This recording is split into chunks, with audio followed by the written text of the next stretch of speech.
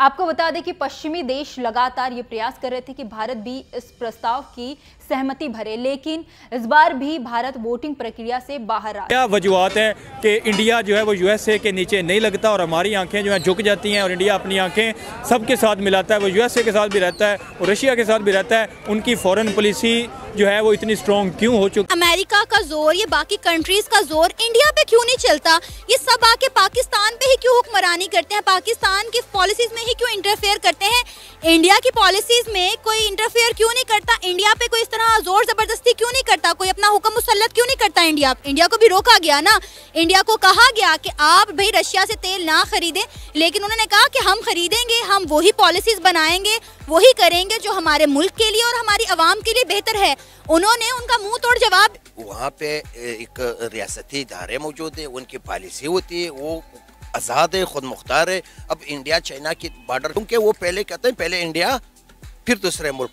हमने कभी अपने मुल्क के लिए सोचा ही नहीं है। दुनिया में अब आप देख ले, दुनिया में हमारा कोई दोस्त मुल्क नहीं है। पाकिस्तान के ऊपर आज तक जितने भी कर्जे चढ़े हैं ना, तमाम जितनी भी हुकूमतें आज तक गुजरी हैं, ये सब इसकी जिम्मेदार है। नमस्कार, जय हिंद। डेली खबर स्पेशल आप सभी का स्वागत करता है अपने इस प्रोग्राम क्या कहता है पाकिस्तान में। आज की खबर पाकिस्तानी मीडिया की, दरअसल ये भी पाकिस्तान के परेशान करने वाली खबर है, क्योंकि आप लोगों को पता होगा 1 वर्ष पहले रूस और यूक्रेन के बीच युद्ध शुरू हुआ था, जिसके बाद पश्चिमी देशों द्वारा भारत के ऊपर बहुत ही ज़्यादा कड़े प्रतिक्रिया आए थे। उनका कहना था भारत हमारा साथ नहीं देता, भारत रूस का साथ दे रहा है, क्योंकि यूक्रेन यहाँ पे पश्चिमी के हिसाब से यूक्रेन सही था। अब देखिए, युद्ध जो होता है सबको अपने हिसाब से सही लगता है कि उनके पाले में ही, मतलब नहीं कहते कि हम सही है तो रूस के हिसाब से रूस सही है, यूक्रेन के हिसाब से यूक्रेन सही है। अब सब अपने अपनी नेशनल इंटरेस्ट के हिसाब से सोचता है। तो जिस प्रकार से अमेरिका सोच रहा है कि हमारे पाले में, या यूरोप सोच रहा है कि हमारे पाले में यूक्रेन मिल जाने से हम रूस को कमज़ोर कर सकते हैं, उसी प्रकार से यूक्रेन के लिए भी रूस भी ये सोचता है अगर चला जाएगा तो मैं कमज़ोर हो जाऊँगा। तो इसी प्रकार की खबर है, जिसके बाद से भारत के ऊपर दबाव बना था। भारत के ऊपर दबाव ये बना था कि आप रूस के खिलाफ जाएं, उसके खिलाफ वोटिंग करें। मगर भारत की अपनी नीति रही है, अपनी फॉरेन पॉलिसी रही है, जिसके तहत उन्होंने कंडेम तो किया, मतलब कि युद्ध रुक जाना चाहिए, मगर खिलाफ अगर कहेंगे वोट करने के रूस की, वो भारत ने नहीं किया, क्योंकि भारत की अपनी भी एक नीति है, क्योंकि वो हम रूस को नहीं छोड़ सकते। अमेरिका के हिसाब से हम नहीं चल सकते हमारी फॉरेन पॉलिसी, जिसको लेकर पाकिस्तान में खासा हलचल मची है। क्योंकि अमेरिका का, उनका कहना है कि अमेरिका का तो चलता है हमारे ऊपर, मगर भारत के ऊपर क्यों नहीं चल पाता। तो आज की खबर इसी को लेकर है। अमेरिका का जोर, ये बाकी कंट्रीज का जोर इंडिया पे क्यों नहीं चलता? ये सब आके पाकिस्तान पे ही क्यों हुक्मरानी करते हैं? पाकिस्तान की पॉलिसीज में ही क्यों इंटरफेयर करते हैं? इंडिया की पॉलिसीज में कोई इंटरफेयर क्यों नहीं करता? इंडिया पे कोई इस तरह जोर जबरदस्ती क्यों नहीं करता? कोई अपना हुक्म मुसल्लत क्यों नहीं करता इंडिया पे? असल मसला ये, इंडिया के अंदर जमहूरियत है। वो जो पॉलिसी बनाते हैं वो एक लॉन्ग टर्म की पॉलिसी होती है उनकी। जो हुक्मरान आते हैं उसने उसी पॉलिसी के मुताबिक चलना है। हमारी बदकिस्मती ये है कि दुनिया में, अब आप देख ले, दुनिया में हमारा कोई दोस्त मुल्क नहीं है। बज़ाहिर तो चाइना, हम तो कहते हैं चाइना हमारा दोस्त है। आप हमारी लोकल मार्केट है, चेक कर ले, नाखून काट से लेकर बटन से लेकर तमाम अशिया ये चाइना से आते हैं। टैक्स फ्री हमारी इंडस्ट्रिया ख़त्म हो गई है, बंद हो गई है। चाइना में जो थोड़ा बहुत देते हैं, चाइना की निस्बत तो अमेरिका हमारे साथ अभी बहुत मदद कर रहे हैं। हमें जो कुछ देता है फ्री में देते हैं। वो तो हमें सामान बेचते हैं, हमारे कारखाने बंद हो गए चाइना की वजह से। एक प्लास्टिक गिलास भी चाइना से मंगवाते हैं, इसलिए मंगवाते हैं कि हम ये रमाल है, हमारे हुक्मरान मुल्क के साथ मुखलिस नहीं है। सर मुझे बताएं, क्या इंडिया को नहीं रोका गया होगा कि वो रशिया से तेल ना खरीदा? इंडिया को भी रोका गया ना।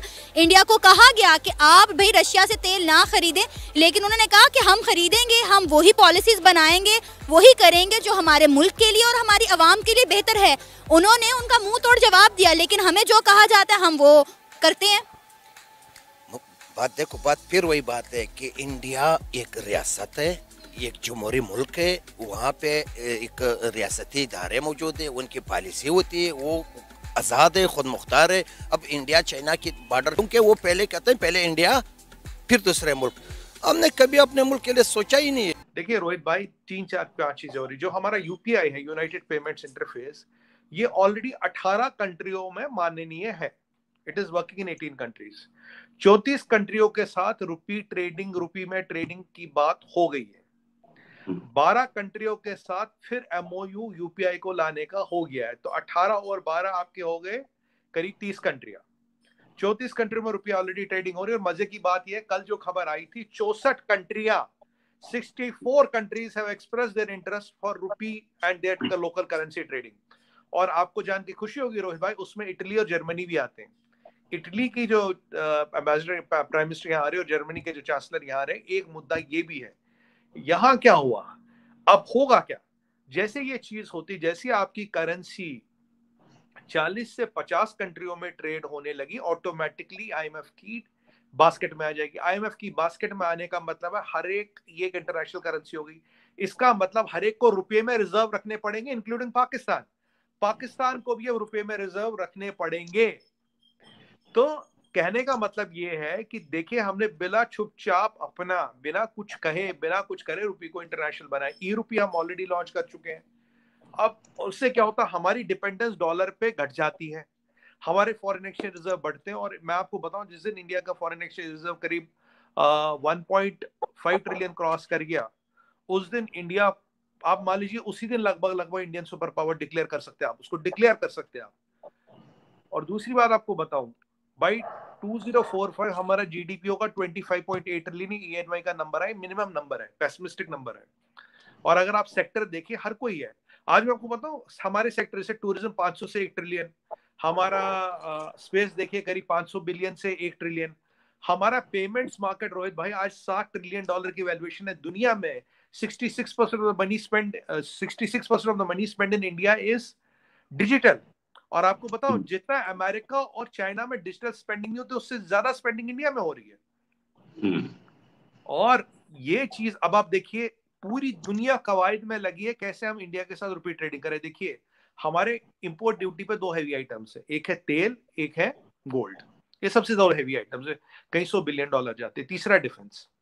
तेल की बात करें, रशिया से 40% तेल आ रहा है, रुपये रूबल ट्रेडिंग हो रही है वेस्टर्न अकाउंट के थ्रू, ठीक है। गोल्ड की बात हो रही, 2 लाख किलो हम सोना ले रहे हैं, हमारा यूनाइटेड अरब एमिरेट से, रुपये ट्रेडिंग की बात चल रही है, राइट। अब रही बात डिफेंस की, 60% डिफेंस बजट अब इंडिया में ही खर्च होगा।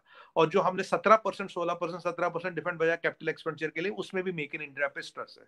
करीब 60% डिफेंस का बजट इंडियन कंपनियों को दिया जाएगा। आप LCA की बात करें, LCH की बात करें, एयरक्राफ्ट कैरियर का की बात करें, सारा इंडिया पे स्पेंड हुआ है, मोस्ट मेजॉरिटी ऑफ द पैसा। तो रोहित भाई, यही नहीं, अब बड़ी बड़ी इकोनॉमियां, जिनमें मैक्सिको, जिसमें भारत है, जिसमें इटली है, जर्मनी, ये आ रही है हमारे पास।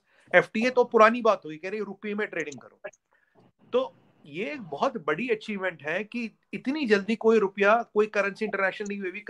अब करेंसी में डोमिनेंस है डॉलर का।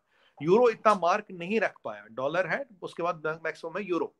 एक इंडिविजुअल देश की कंट्री जो है, करेंसी जो इतनी ऊपर गई है, वो केवल भारत की करेंसी गई है। मैं आपको बताऊं, अब आप चाइना से कंपेयर करेंगे, आपको पता चाइना की करेंसी कितने देशों में ट्रेड होती, केवल 2 देशों पर, वो भी चाइना कहता है इससे सीक्रेट हम बताएंगे नहीं किसमें।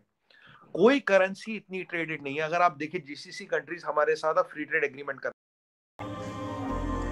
कैसा लगा आपको ये खबर देख के, जो कि भारत को लेकर दबाव बनाया जा रहा था उस समय पे, जिसको भारत ने झेल लिया और पूरी दुनिया में ऐसा साख बन चुका है कि अब आप लोगों को भी इंटरनेशनल फोरम के हिसाब से पता चल चुका होगा, जिसके बाद पाकिस्तान की परेशानी की सबब है कि आखिरकार हमारे ऊपर कोई भी हुक्म चला के चला जाता है और भारत के ऊपर क्यों नहीं चल सकता। आपको पता होगा, एक बीच में एक वीडियो आया था जिसमें मेजर गौरव आर्या ने कहा था कि भारत को कोई आंख नहीं दिखा सकता, अगर आंख दिखाएगा तो उसका जवाब उसको देने के लिए हम तैयार हो। तो भारत अभी इस सिचुएशन में है।